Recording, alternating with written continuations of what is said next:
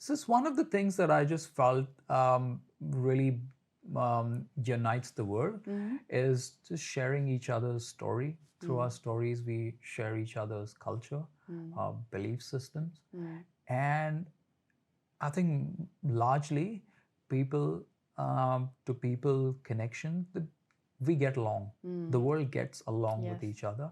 It's only when the politics of the world and stuff like that comes into the picture, and then people start talking about other things, religion, things like that, is when the debate and the point of difference comes into play. So if I was to do one thing in the world that I would say that would bring about peace and harmony, is just people to come together and share their stories.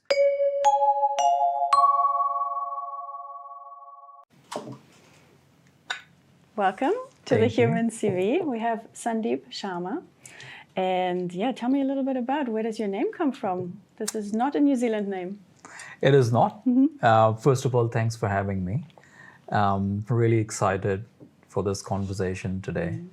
About my name comes from India because that's where I'm originally from. I moved to New Zealand over 10 years ago now, came to Christchurch for studies and just stayed back. My name was inspired, it was actually suggested by my uncle, so my dad's brother, who was a big cricket fan.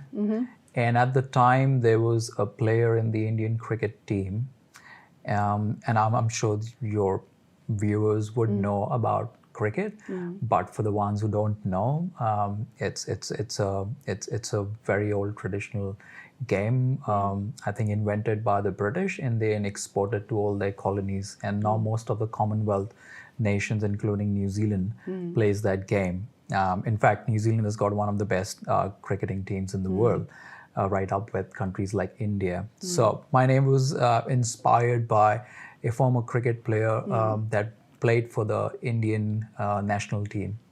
And in terms of what it means, most names in India have meaning. So it basically means light. You couldn't bring some light to the Human CV. That's a really good one. I hadn't researched your name. Sometimes I Google the etymology or the origin of a word or a name. So we have light on the table today. That's really cool. Surely we have to shine some light. Let's shine a light on some of your Human CV strengths. Or first of all, I would love to look at the goals that you wrote down. And we share one, which is the education, quality education. And then you said yours is peace, justice, and strong institutions. So sustainable development goals number 4 and number 16.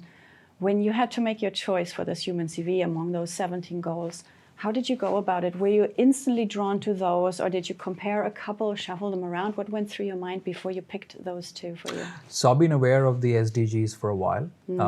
I'm involved in the world of education, and it's part of what I've been doing.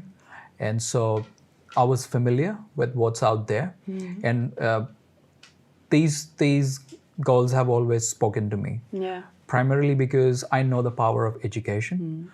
I came here as a student, and I got some world-class education, and the impact that it has made in my life, and the change that my life has gone through is just so powerful. And over the years, I've been involved in the industry. So I was first a student, then I got involved behind the scenes in how the academia and the academic field works. And then I started to help promote New Zealand education internationally. And each and every student that I met through the course of my travels across the world, I saw how much of an impact education and knowledge can make, and how it can change the world. The big changes, or any change in any society, can be brought about by educating people. And when I say education, that's got nothing to do with just formalized degree process. It's the process of developing a questioning and informed mind that thinks critically, and that's where the knowledge base basically comes from. So education always was an easy and obvious one for me, especially. As far as peace and justice is concerned, that really spoke to me because my other degree is in international relations and diplomacy. I'm quite deeply invested in what happens around the world and how that impacts New Zealand. So, I've been reading all about International Criminal Justice Court and what's happening around the world, how democracies and the freedom that we enjoy in democracies is different from some of the other forms of governance, and basically the justice aspect of it, the peace aspect of it. So I'm coming at it from a very global perspective rather than just local. And if your justice system in a country is not strong, how should I put it? The confidence or the trust in institutions by the people of that place is not there, and those injustice then starts to simmer and percolate into society's discontent with the way the things are, which could then fester, people being unhappy, that could lead to conflicts, and there's just got so many layers of rippling effects that goes beneath that it's so important to have that system in place. Yeah. That's fascinating, because when people look at the state of the world, depending on how they perceive the world, it's different depending on which news channel you watch, which party you vote for, whether you're happy or sad for 4 years. It's depending on your choices and your influences. What is something, so when I was a teenager, I got into the world of video games just for a small amount, but the ones that attracted me were strategic ones, where you had a world map, you had a castle, and you had to plonk the castle down somewhere and start growing from there and make it all work and be beautiful for the people that you are looking after. If you had that, a blank map, put your pin down somewhere, and you can from there out influence what happens on the global sphere to create your ideal world, how would you start? And what would be some focus aspects that you would have? Well, that's a big question, and I believe that kind of a question should be posed to someone who's heading UN or not the state of America. But listen, from my just like you, as a kid, I was also drawn to video games. I never really got in too much into video games because back in India, the practice was still going out with a group of friends, playing a game, being out on the field. So we didn't really enjoy that much of time in front of the screen, at least from the era that I come from. Not that I'm ancient, but still. But as I was growing up, something about the world fascinated me. I did not started to travel quite early on in my life, but I was really inquisitive what's out there in the world. My introduction to the world started with actually the mainstream media, the news channels that would be on our TV. We just flip through these news channels, maybe BBC or CNN and whatnot. And I started to absorb a lot from there as to what's out there, what's happening. And then I had like a little map in my bedroom, world map, the Atlas global maps that used to exist then. And I could start seeing different countries, how far they are from India, where they are. And very soon I had this map of the world in my mind that I exactly knew where, if you're talking about any country, where that is in this world, and how do you go to that place from where I am, which direction. So it gave me like a sense of, the world. Once I started to pick that, I started to engage with different cultures. So I would see, I was born and raised in Mumbai. It's one of the biggest cities in India. It's the financial capital, and there would be a lot of tourists who would come and visit Mumbai as part of their travels to India. And we had an opportunity to engage. If I ever saw any of tourists visiting, I would just go up and start talking to them and get to know about where they are. And if I was aware of where they were, and I knew a bit about their country, I would, share it with them, get their perspective. And that started to give me an insight into other cultures. And this is one of the things that I just felt really unites the world is just sharing each other's story. Through our stories, we share each other's culture, our belief systems. And I think largely people to people connection, we get along. The world gets along with each other. It's only when the politics of the world and stuff like that comes into the picture, and then people start talking about other things, religion, things like that, is when the debate and the point of difference comes into play. So if I was to do one thing in the world that I would say that would bring about peace and harmony, is just people to come together and share their stories. And this is going back to the theme of what you do, the human stories, very similar around the world. And it's all about either families or friendship or food or challenges, or resilience, injustice. It's just at the base level, every human story can identify with each other. That's so true. Yeah. And I love that you saw, I don't know how early it was, but you even said when you were a little boy, you had a big map in your room, and we have a big map over here as well. The viewers can't see it, but I put a photo in there. It's an old school one, and different positioning as well. New Zealand is in the middle, and then it's a bit of a exploration for the mind to look at a map. And you had this very young in your time when you stared at this map, and then you see in Mumbai all these tourists, and you're like, oh, where is this person from? Where is that person from? And in your brain, you start forming a whole globe of stories and rituals you might have been shared with, people have shared with you, or food stories, or whatever it is. This is pretty much one of the things why the human CV existed. In my head, at first, I'm like, we should bring people together so they have a common thing to talk about, because I find after traveling like you, we are all the same. We just sometimes lack the language to understand what we want to do and how we want to, play in this world. So thank you for coming here and filling it in, because when I had a little look through that, it told me a story. Like you said, the whole world shapes connections by telling stories, and you told me also stories, for example, which also has to do with culture and global connecting and pattern making. When I asked you, can you tell me about a past project or workplace I loved? What were you writing? What was your story around that one? Yeah, so, as I mentioned just before, that after moving to New Zealand, finished my education here, and then I got involved in the education sector, where I was in charge of promoting the New Zealand education around the world. Gave me an opportunity to travel many parts of the world, including my own home country, India. And I went about on a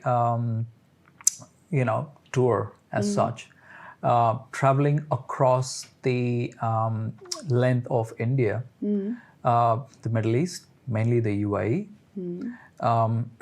Southeast Asia. I went to Singapore, and I visited schools.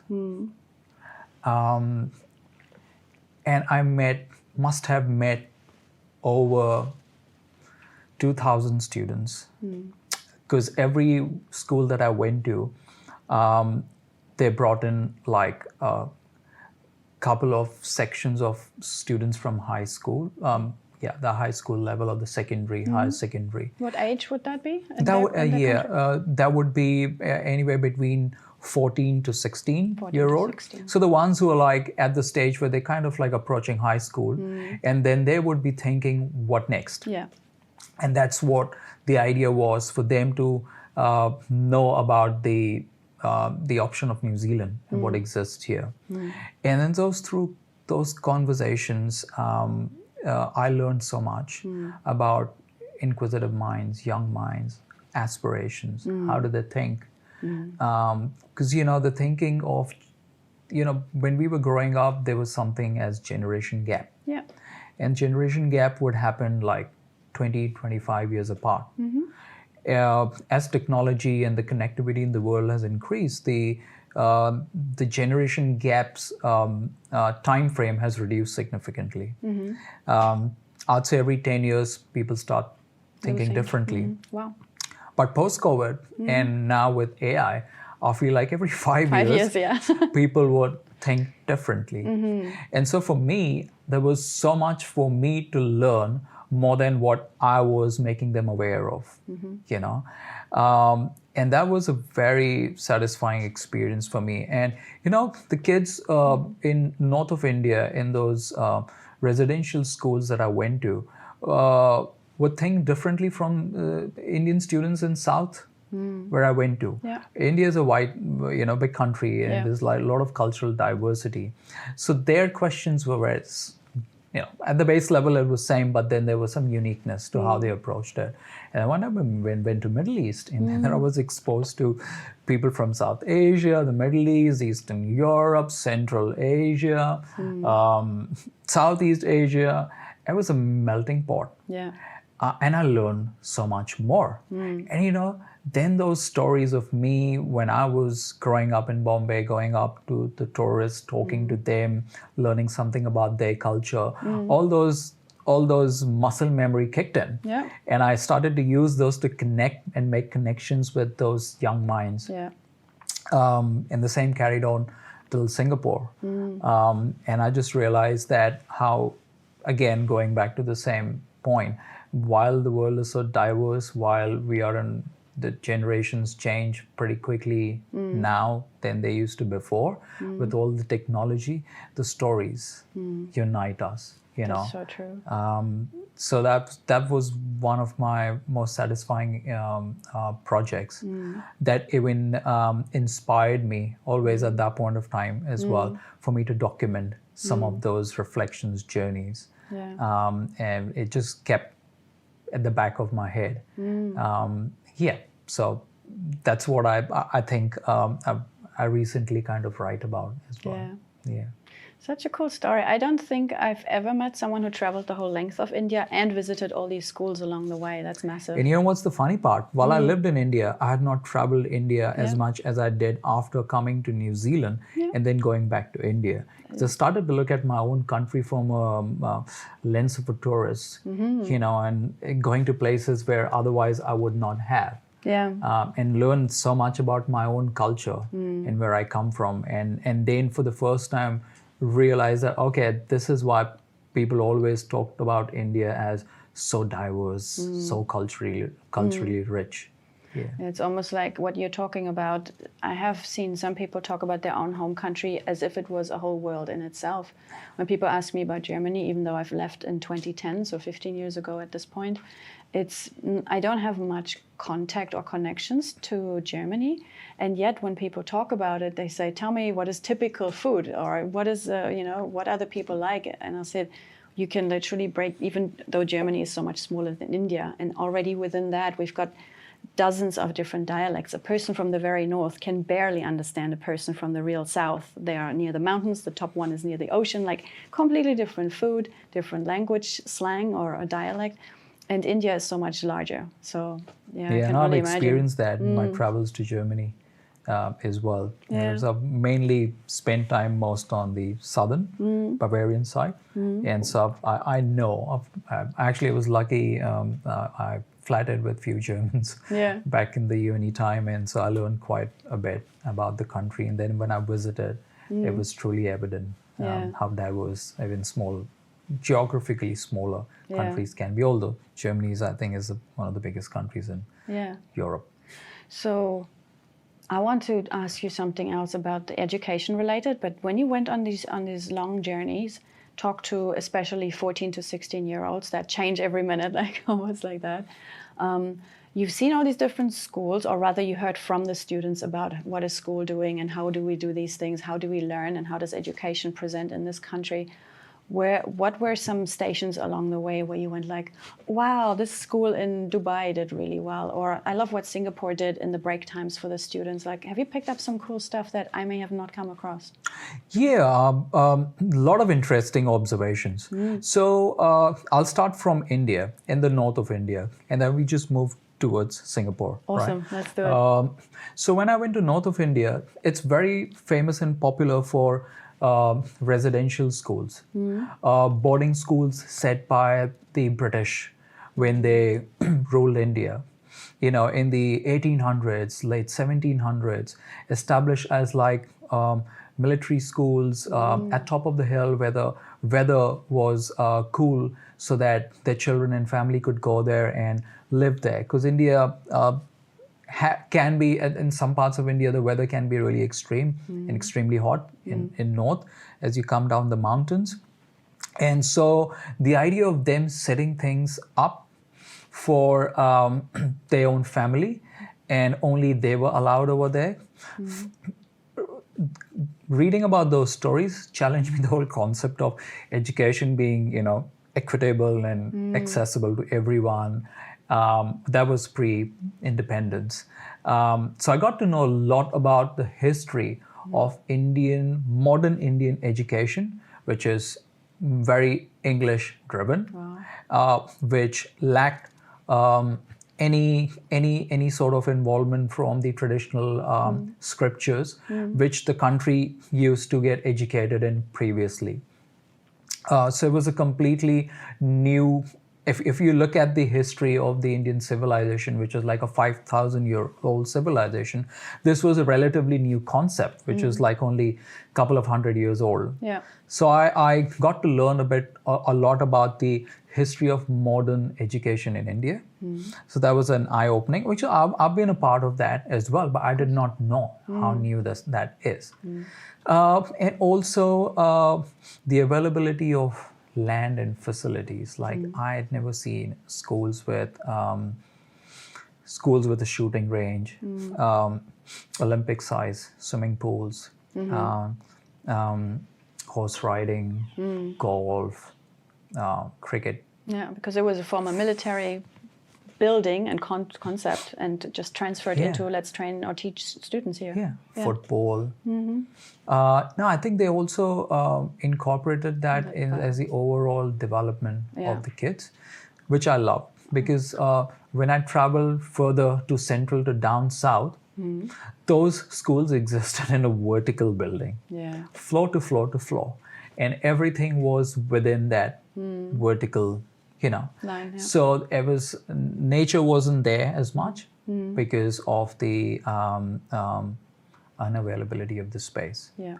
But they had, you know, other things that that came up on the surface, or, you know, was a highlight for me, is their approach to education was very much embedded, of course, in the international curriculums, but using a lot of, and that's true for the North schools as well, but I observed and focused more that when I was visiting South is how they mix the curriculums together. Right. And started to bring about ancient learnings into that learning in process. World class in terms of the infrastructure. I felt quite happy and proud that, wow, these kind of school options exist in India. And that's the reason why most of the Indian students don't really move out overseas for their high school, because they get the best education right there in their home country. Versus when I was traveling to Singapore and Hong Kong and some of the other places where the education system at the high school level is not as highly developed. Singapore is an odd case, not odd case. Singapore is has a highly developed international schools, but most of the Southeast Asian countries, they still come to the countries like New Zealand for English capability in language studies over there. Versus the Middle East. The Middle East has created the best practices of around the world to come and operate from there. So you had schools from England, UK, US, India, all curriculums were available over there. And I could see that a person from anywhere in the world had the option of choosing the curriculum that they are used to in their home country. Oh. In that region, so it's because people talk so much about Dubai and other places, but it's only a very recent development. It's 50 years, 60 years back, it was desert. So they had the opportunity to think about how do we build a planned country and a city, and how do we bring everything that's important. And I think education's emphasis even by the government is quite heavy. And I got to meet students from easily any school that I went to. There were 50 nationalities, 50 different accents, 50 ways of looking at the world, 50 different food habits, and even that mix was seen in the teachers and the counselors. Beautiful. So this is some of the things that I picked along the way. So nothing more on the technical side of things, but more on the historical, cultural, those aspects. And that just makes the school, it gives the school a bit of an identity of its own. That's so eye-opening when you embark on a journey. And as you said, when you were actually living in India in your earlier years, you haven't had either the chance or the time or the money or whatever it was to actually travel India. And now as you went to New Zealand to study and then came back, you made it a whole experience and really intentional research for your own mind, but also to retrieve your own cultural pieces that you may have not, had been exposed to as a child. And then, so I want to take your journey because I know a little bit. I then heard you've got this. You came to New Zealand, you were an international student like so many. You did your degrees here, you got to mix and mingle with people in Christchurch. And we have something in common because I worked for about 5 years for the uni in Christchurch in the project management department. And one of our very large multi-million-dollar projects that we did in these years was to modernize the website of the university and also change the content management system in the background. So it's like moving a house and renovating the house at the same time, I always joke. Our main goal was to attract international students. So we sat there with designers, with content writers, with coders and said, well, if there was, let's say, Sandeep's mom and Sandeep's dad in India, in Mumbai, sitting there and thinking, should I send Sandeep to University of Canterbury? We would try to empathize. What are they asking themselves? What are they worrying about? What do they wish for you? Right? So now you came here, you experienced another country completely different from all the others you experienced. What stood out in New Zealand education for you? How was the experience landing here, studying here? Like, what was it like? So very interesting that you bring about that piece of information. I wasn't aware that you were involved in such a project. And I don't know what university that was at, but in Christchurch, you've got Lincoln University in Canterbury, and both of them attract a good number of international students from overseas. And I believe in some way or the other, if it was at the same university, I may have been a part of feeding into what goes onto those websites in terms of contents, because those things were often asked from our department at the time. See, it's a very interesting question, and it has layered answers, right? Of course. Why are international students important to any country? But let's just focus on New Zealand, and within New Zealand, Christchurch. Christchurch had a devastating experience during its earthquake, 2011. After which, a lot of people left the city. A lot of businesses closed here. And there was an attempt to revive the country. The city. The country, yeah. And with it, the country as well. Education had a very big role to play in it. Because education brings skills and youth into the city. So most universities made a plan of going to international markets and attracting students to come here to help rebuild the city. But in the process, also benefit from it economically. Uh, I'm not sure if you got to know about this during the time of your project, but one international student subsidizes the fee of 4 domestic students.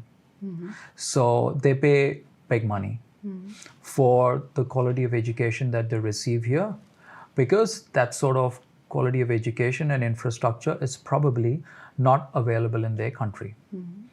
And also just the experience of New Zealand, right?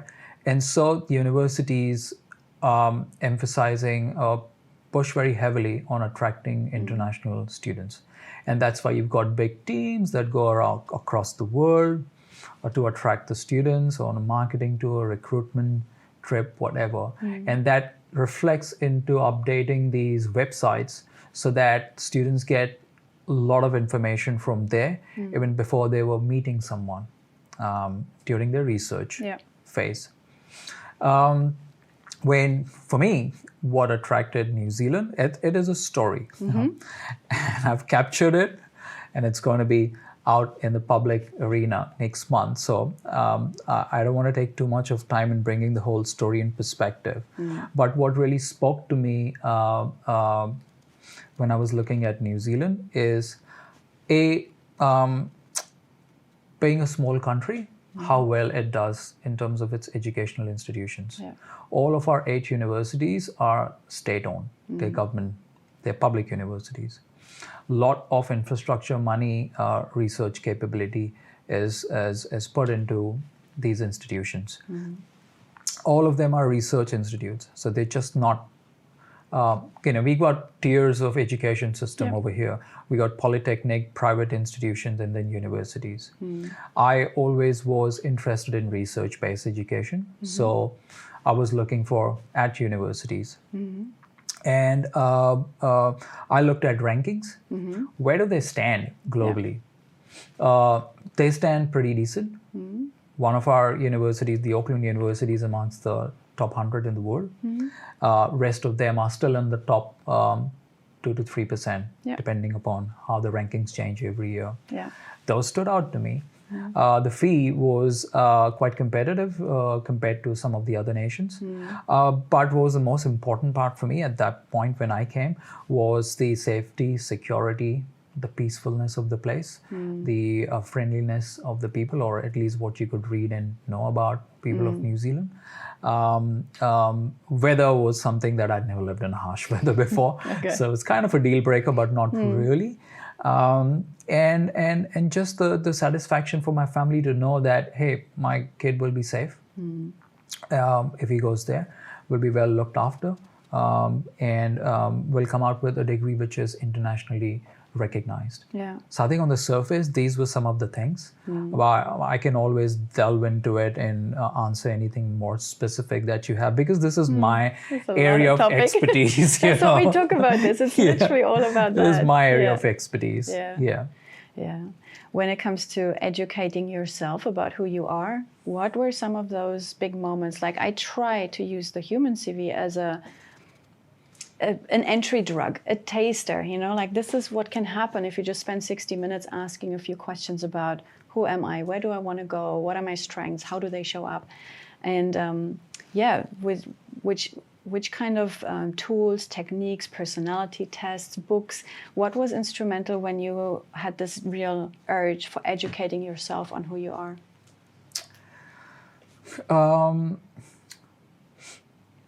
I never really introspected a lot growing up, or even at quite a later stage in my life. I never self-reflected. I never looked deep into things.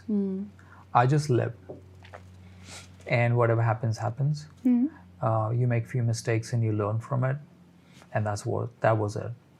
Until you get hit by some real big challenges in your life, and then you have to navigate those challenges, and then you feel like your current self does not have the capability or the ability to move through that hurdle without you getting some knowledge inside tools, techniques. And that's when people start looking to explore, get to know about themselves, or do those deep thinking, introspection. So for me, such a moment arrived in my life, and when that happened, I was looking at a lot of places, trying to read a lot of books, without really understanding what I was trying to, because I was looking for a quick fix. And I thought, like, just like you go to the doctor, you get an injection or something and just fixes you. So I was looking for that sort of a modern medicine sort of an approach. But then something happened. Then, as you know, India is a deeply cultural and religious place.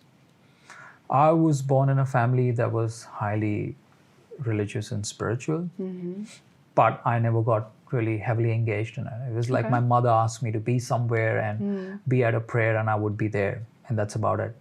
But I never really understood what those scriptures mean and what are the meaning of those words, etc. I, for the first time, started to take interest in those things, and a not very religious heavy way, but in a more what we call a spiritual way.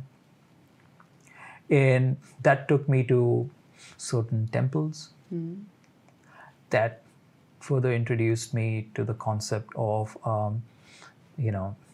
being in the present, meditation, spirituality, how to make sense of what's happening, your bigger purpose, questioning why am I here, standard questions that anybody would ask once they're down that path. And I read a few books, and honestly, although I can say what books I read, but then if you ask me what did you learn from it, I have no recollection of what I learned from it. But I have recollection of within those things that I was reading or listening or watching or discussing, a few things that just spoke to me. And one of the things, the starting point of my journey was listening to or reading somewhere that in order to be selfless, you first have to be selfish. And as I started to decode what that meant and what, I just, the essence of that saying is basically simple. Unless you're not happy and you're not content with your life, you cannot make people around you happy and content. That's true. Just imagine if you are not having a great day, if you're unhappy, if you're dissatisfied with your life, you're going through some anger, frustration, sorrow, would you be able to make people around you laugh, feel good? Of course not. Exactly.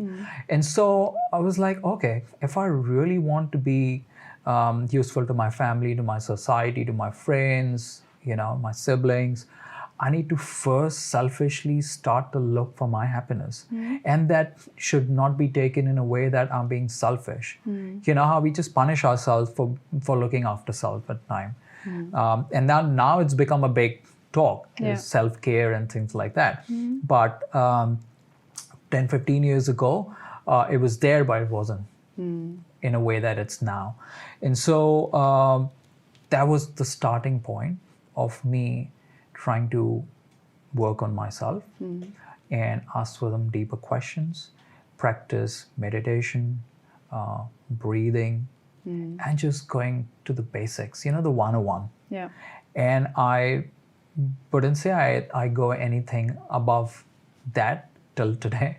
I just go to the basics and I just keep doing the basics. Yeah. It's something that often people say, oh, I have no time to meditate.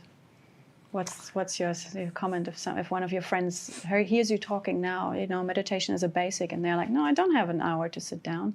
How do you approach them, help them? I say that myself. I don't have time to meditate.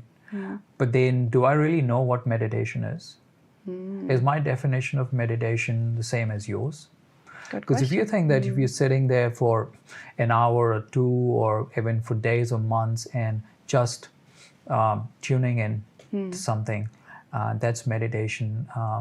It is. But then also me sitting here while you're asking me a question, just taking one nice deep breath without even expanding my chest and making you know that I'm taking that breath is meditation. Exactly. You can do it in the day-to-day habits, and even if you like mindfully go about certain things, like having a coffee ritual in the morning or whatever it is for people that makes them feel connected to something bigger. Because when I ask the next question, I usually ask people when they say, I'm centered, I'm grounded, I have got my practices, I am a spiritual person. And often people don't agree or haven't even started to reflect on what does spiritual mean. To me, it means to feel connected to something bigger than me, to be part of something that's not controllable by anything or anyone. It's the all, tapping into one little human, and that little human goes about their day. When you try to explain spirituality or what it feels like for you, where would you sit on that? For me, my own definition for myself, because I don't preach about my practices and my belief to anybody. It's for me to keep and for me to practice. I feel spirituality is nothing but nature. I've come from the nature and I'll go back to it. As simple as that. As long as I'm in sync with that, that I started from nothing, I had no role to play in my existence. I'll probably have no role to play when I go. What happens to me in my body, it's not in my control. Yep. And then I'd like to think that probably from here until there, also things are in my control. Yep. I don't think so. Oh, you don't? Not at all? You're no. completely saying everything is fate? I believe that your journey is decided. Okay. I'm a big believer in fate.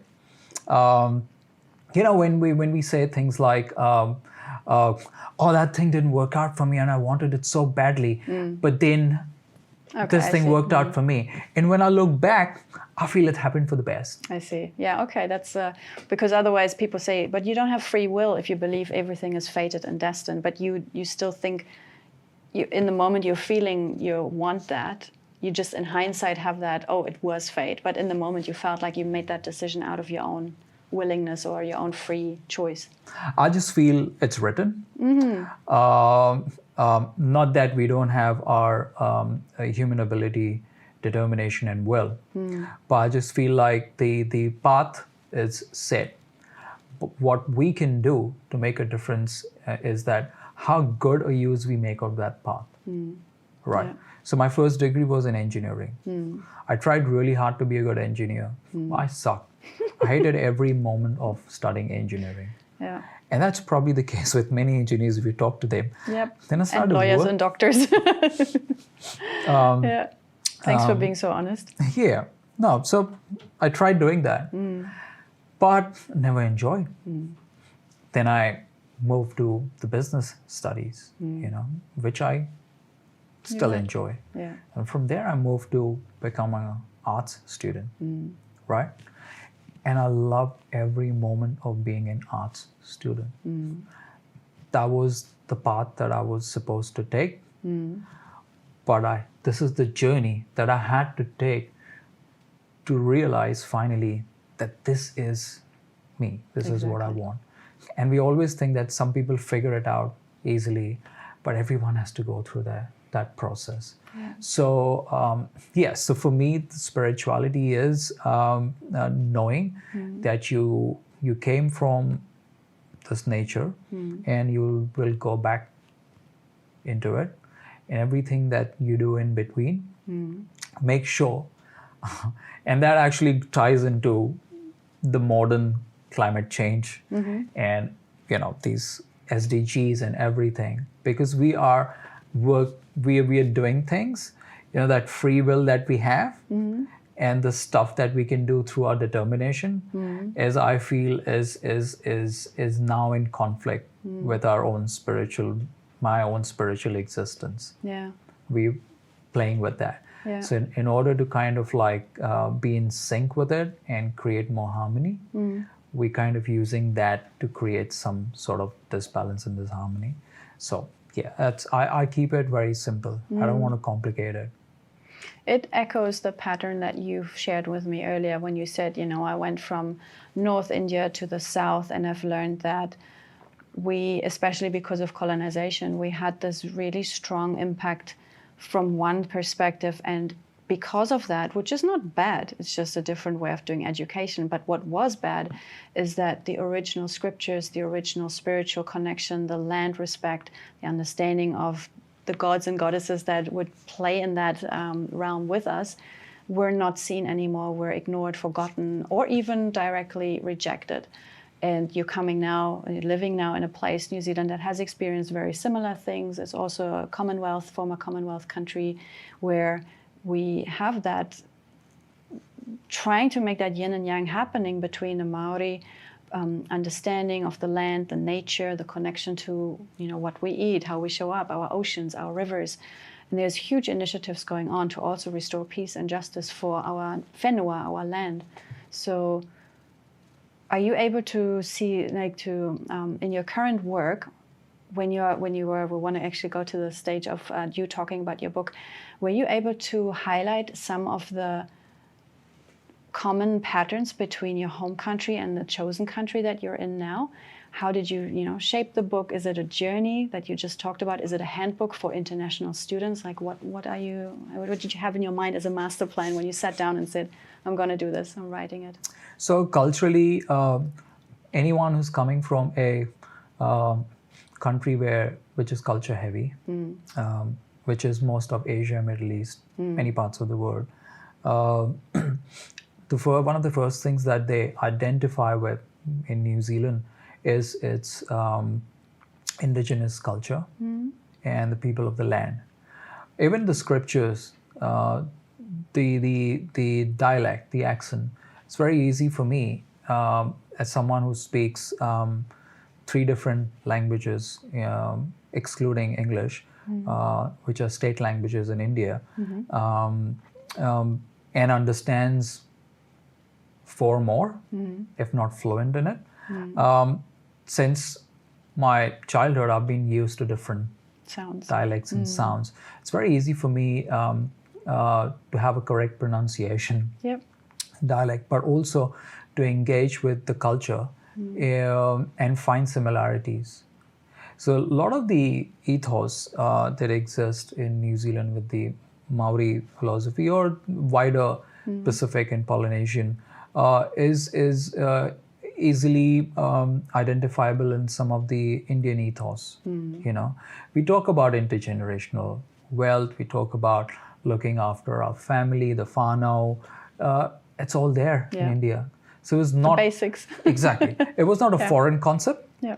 It was just said in a foreign language to me. So that initial quick relatability definitely was there. And I see that across cultures. Even someone coming from Middle East or someone coming from Southeast Asian countries, they quickly identify with those things. They pick up on those things. Yeah. So that was definitely something that was identifiable. And I don't write about it in great length because I don't have any authority on it. I don't want to say something that maybe is incorrect or is not perceived in the right way. But you mentioned about my book. So probably I'll just touch up upon it a bit. Thank you. So I've written a book. It's called Good On You Mate, The Kiwi Chronicles of an International Student. It's a book that captures my own journey, but also reflects on my learning after the journey, being in the industry of education. So I tell my story, but then I also add my own inputs in terms of like, if I was to go and advise my own younger self when I was looking at the education opportunity, what are the other things that I would look at? how would I approach it? How would I think about it? And in that storytelling, there are a lot of elements in it, including me for the first time when I'm arriving, looking at signboards and names, and then seeing two versions of it. One is in English, the other one is written in English, but it reads differently, And that's when I was like, oh, what is this? Oh, this is the Maori language. Or what does it really mean? Okay, well, let's go back and look at the history. What happened? And then, I give my readers a bit of a quick one paragraph history lesson as to who are these people, and then the colonization, stuff that you just touched upon. But along with that, the book is primarily my own story with a lot of practical tools and reflections in it that I feel that this is exactly what I would tell a student that met me today and asked me about it. But rather than me doing it repetitively and for different people, why not just capture it in a book and just Such a good idea. I had the same one. I was so surprised when we briefly met at an event and you told me the outline of what you just shared. I was like, wow, I've done something very similar, and I feel I can relate to you, but we are different people, so we might go about book writing in a completely different way. But what I found very challenging, so I did something writing about my own story and having practical tools and useful things for the reader in it at the end. So it's tiny % guidebook and most of it is storytelling. And what I found really hard, and we are very similar when I go back to the human CV at the ENFP, that's your type, and I had it for a very long time, and in the more recent 2-3 years I swapped over to ENFJ. So our brains are, they see connection everywhere. They see patterns. They love to talk and mix and mingle and socialize with other people and learn through stories. And so you might be very different because I already picked up on you talking about more numbers, percentages, history, years. I'm rubbish with that. If you ask me what year did you do that, or which year did happen this thing in Berlin or whatever, I forget numbers very easily. It's not how my brain works. But when I had to sit down, write a book about my life, the hardest thing was to separate the stories and turn them into chapters and make them follow the journey so that the reader could come along.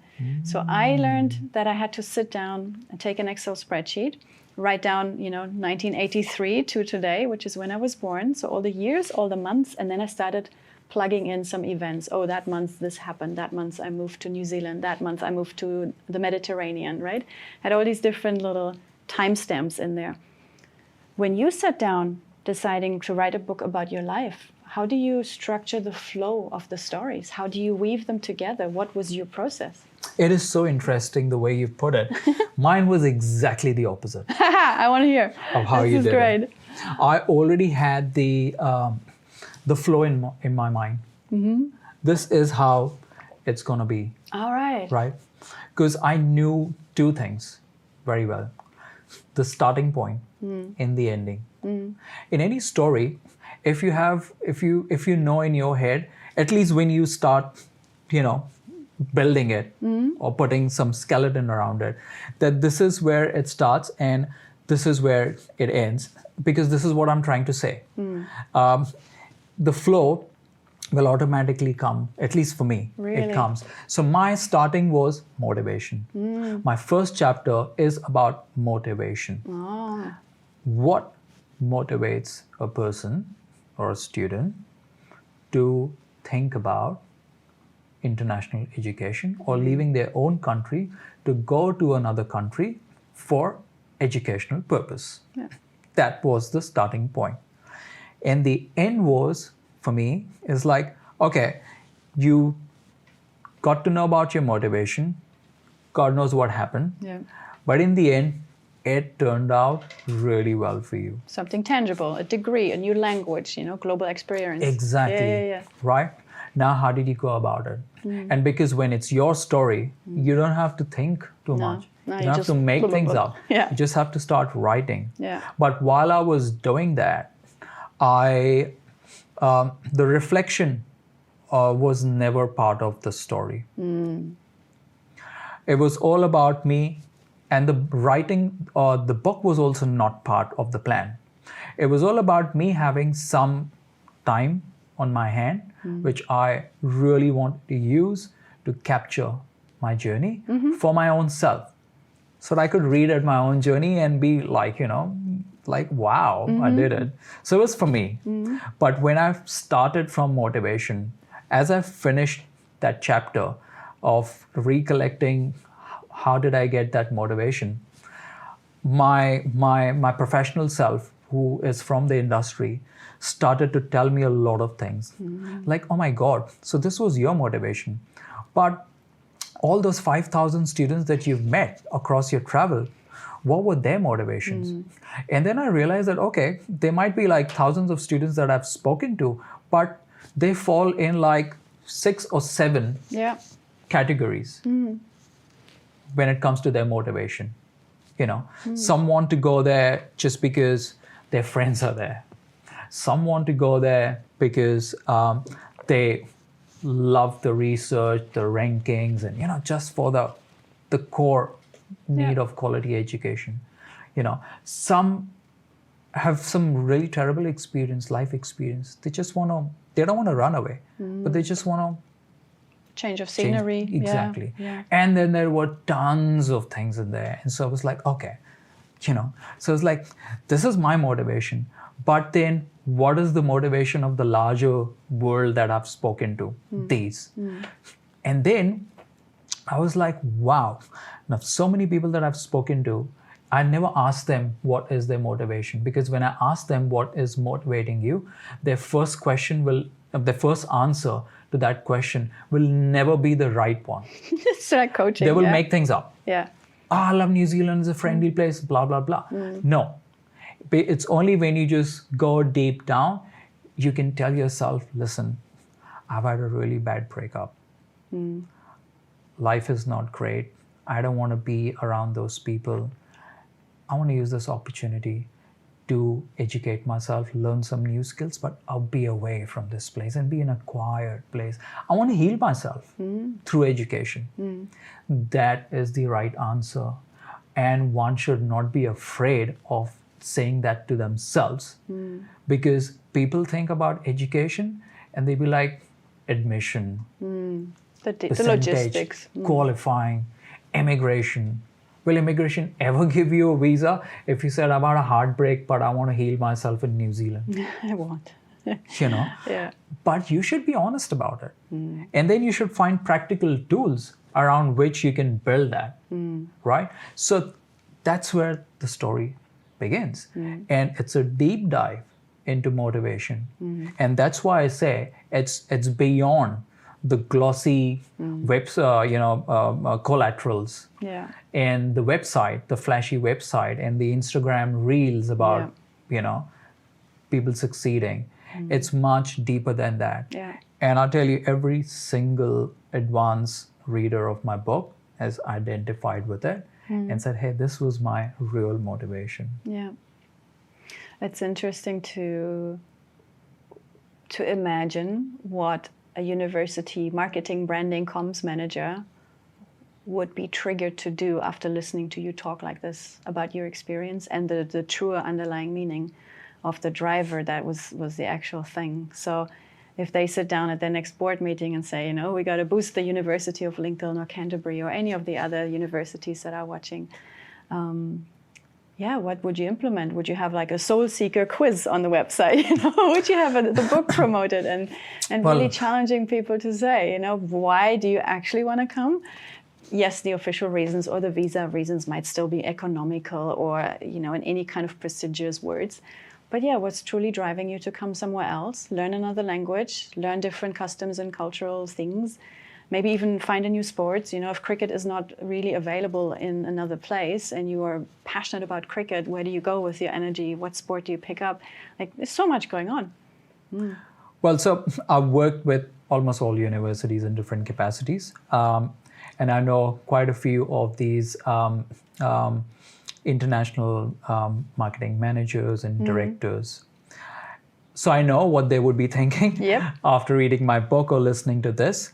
The ones who really care, look beyond numbers, and really understand that they are not just selling a course, but they are making a huge impact and changing the course of someone's life. Yes. Just like I have made and have that impact through education after coming to New Zealand, they would be really willing to make certain changes in the way they tell their story. Yeah. And I'm not saying you should ignore the practicalities of the world, because one has to still pay for their bills. One has to still justify the cost of research and hard work that goes into creating a course and program, and you got to recover it, right? But the storytelling has to become more human. Yeah, and probably even more connected back to the indigenous people as well, so that the land on which the university makes its money is respected and restored. You know, at least the impact that they make to restore another patch and replenish what has been taken. Absolutely. Yeah, but to add to that, to be fair to universities, they have recognized that. And every university, at least the ones that I work with, which is most universities, I can confidently say that they do a lot. They've started to do a lot. They proudly say they want to be their graduates to be bilingual.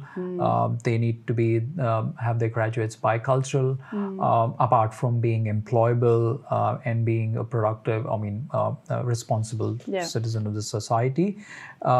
So they do those things.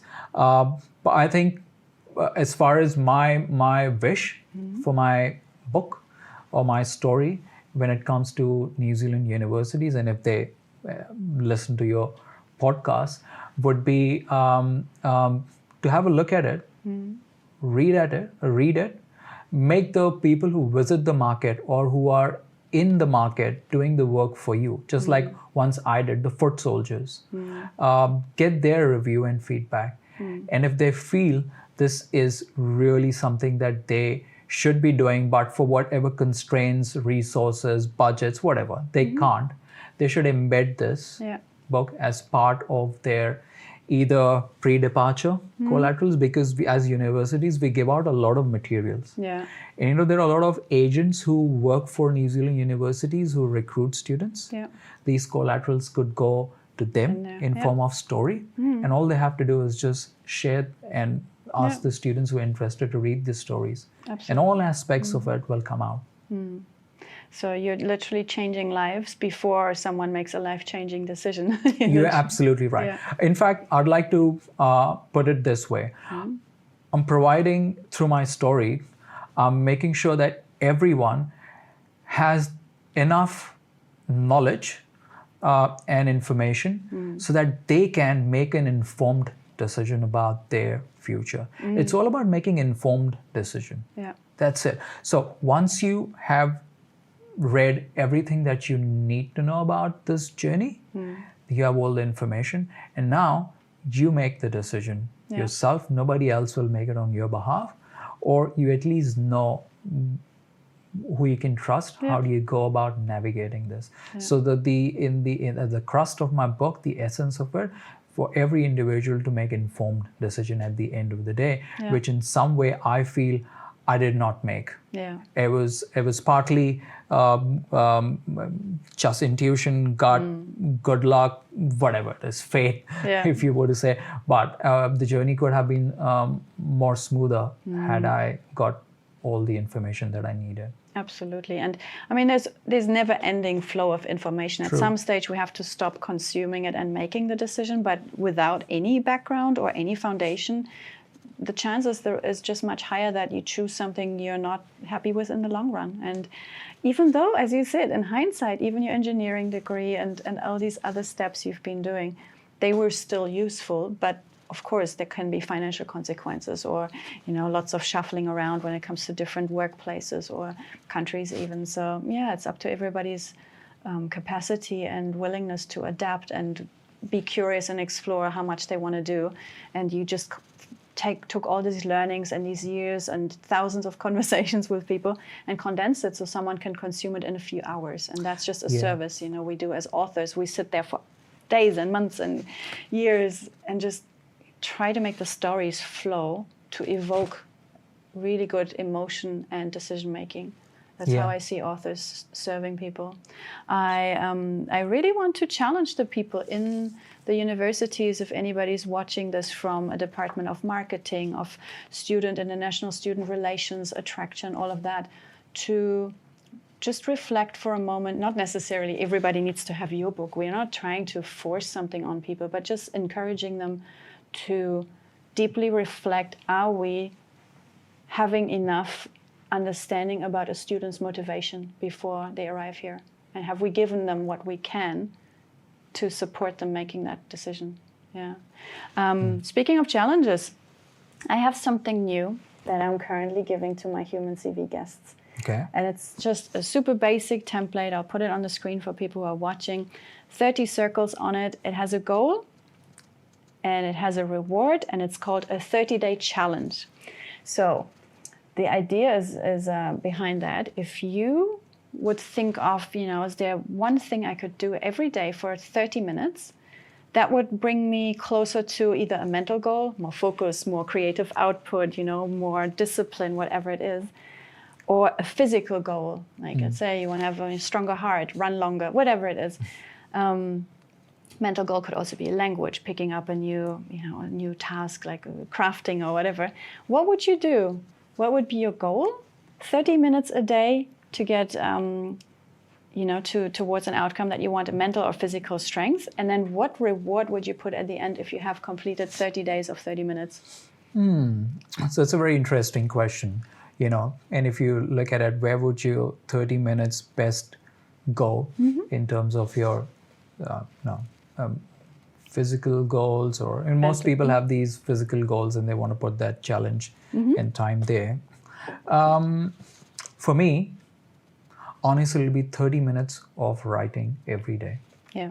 Because since I've started to write, I feel that it's done great for my mental health and my physical health. I'll tell you how.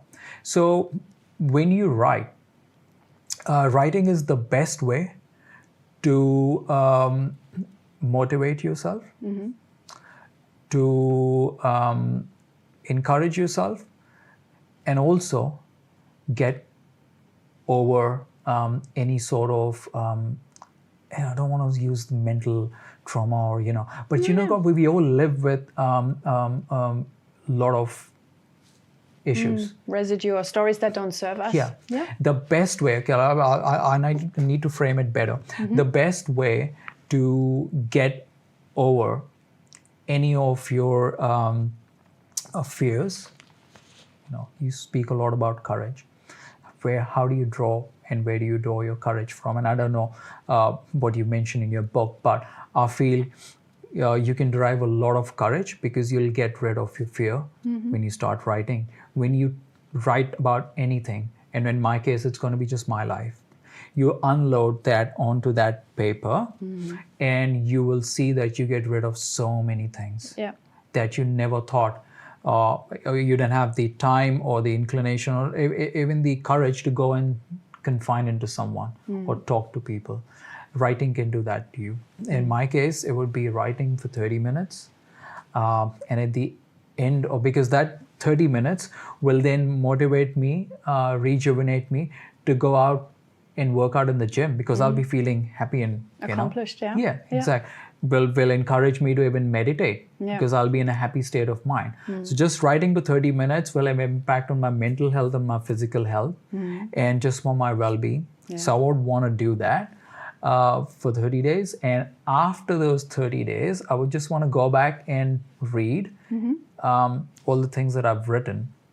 And if I feel brave enough by then I would like to take a piece of it and put it out in the world in form of a blog or a short story or whatever it might be. Maybe in first instance, I would do it anonymously and see how people react. So that would be me. Yeah. You know, it's like with education, I think. These thousands of students you spoke to, they all had different motivations, or they all would hear a story from you and all had a different reaction to it. So I don't think you need to be out there anonymously. I think there's always going to be people having this perspective and that perspective and that perspective, reading the same blog post. Yeah. So don't hide your light, Sandeep. True. Okay, I'll take that with me. I'll probably use Coach a pen mode name off. or an author name or something to start with. But your reward would actually be to post something publicly. Yes. Yeah? Yeah. That No, feels absolutely. like a fizzing kind of energy stimulating Absolutely. thing. I think with Good On You Mate, what's happened is that Yeah. my experiences have resonated with so many that I feel like, as you rightly said, that people will identify. And it's just going back to the start of the podcast when I said, like, when we, at a human level, our stories are very relatable because we go through the same sets of experiences, Yeah. whether it's challenge or accomplishment, Yeah. and we will identify with each other. So yeah, I definitely feel like a piece of what I want to journal will be out there and people would be able to identify with it. Beautiful. Yeah. And just on that topic, where will people find you, and who would you want to call in to collaborate with you, to co-write with you, whatever it might be? So if you could choose some people to come into your life, who would you call in and how would they find you? Do you have a website or LinkedIn or email you would like on the screen? Well, the first person is sitting in front of me, you. Okay. Because I've just sneakily seen some of the goals and strategy that you've set for your own business. I feel like it's very similar to what I have on my wall right now, right? So I'd love to collaborate with other storytellers, other authors, and some people who have got this knowledge or more expertise of the media of the world. Because for me, my book, Good On You Mate, is not one-off. Book that I release and I feel happy and it just disappears. No, as I was writing it and when I decided to bring it out in the public domain, I made a conscious decision that it's going to be a conversation, an ongoing conversation. I don't want to call it a movement yet, but it's going to be a place where such conversations focused on international education will happen. Beautiful. Where people can come and learn, relate, and share. And so I want to collaborate and work with anyone and everyone, right from people who are doing similar things to people who are from the education industry, professionals, to people who are living the journey like students. I'd love to engage and work with all of them. So the three levels of people that I want to engage with. One is the community.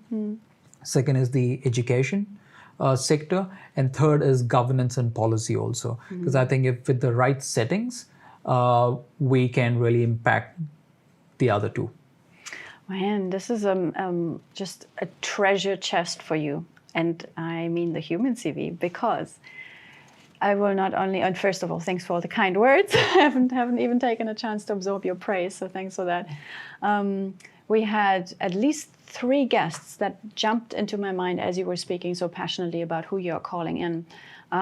First guest on the human CV is my partner Kai, who has also like 3 languages, various cultural background, storyteller, times 10. And we had Natalia, whose podcast, whose video is going to be released in a few days. Oh no, tomorrow actually. She's going to be launching tomorrow by the time we're filming this. And she hasn't been released yet, but there is Alison as well. So we have Natalia and Alison. They're both in the education space. One is in adult education. One is even starting in primary. And she has the same goals as you, from what I remember. And having these people in your now inner circle, because we will also do activities and events with all the guests that were on the human CV and have these challenges. We can buddy each other up, having one channel to talk. It will start forming an A team for Christchurch and for New Zealand and beyond. And when you meet the right people, magic can happen. And Absolutely. so where do people find you? If they watch this, they are passionate about the same stuff. Is it an email? What should we put out there for people? Yeah, so I run a business advisory company. My author page is also embedded in it because I work with the education industry as an advisor. So I've got my website, which is northstarglobaladvisory.com. Easy. And then people can just go on North Star Advisory. Yeah, northstarglobaladvisory.com. Yep. And you can just find me there. Easy. Or jump on you can find me on LinkedIn, Sandeep Sharma. Yeah, beautiful. Or just type good on you, mate. Yeah. And that will also come up because there is a page on LinkedIn and Instagram. Yeah. It's actually Instagram because most people find it easy nowadays. So it's good on you, mate, _NZ. That's such a good tag. Yeah, we will put it all out there for people to find you. And of course, throughout the conversation, we will show some parts of your CV on the screen as well. So we haven't even started looking at percentages and personality types because, like we just said, we're both authors. We speak in stories as much as we can. And in between, I put my coach hat on and we do challenges together. So thank you so much for being here, for being so humble. That was the first thing that struck me about you when we met. I was like, he's humble, but he has lots of depth he wants to talk about. And so I'm super happy that you made the time. You came here, you told stories that I would have not heard otherwise, and you are creating magic one day at a time, one sentence that you write at a time. Oh, thank you so much for inviting me here, having me here, giving me the opportunity to speak and listen. Equally, I really enjoyed being here. And I would look forward to collaborating with you on certain projects in future. Let's have a conversation. Yep. Thank you.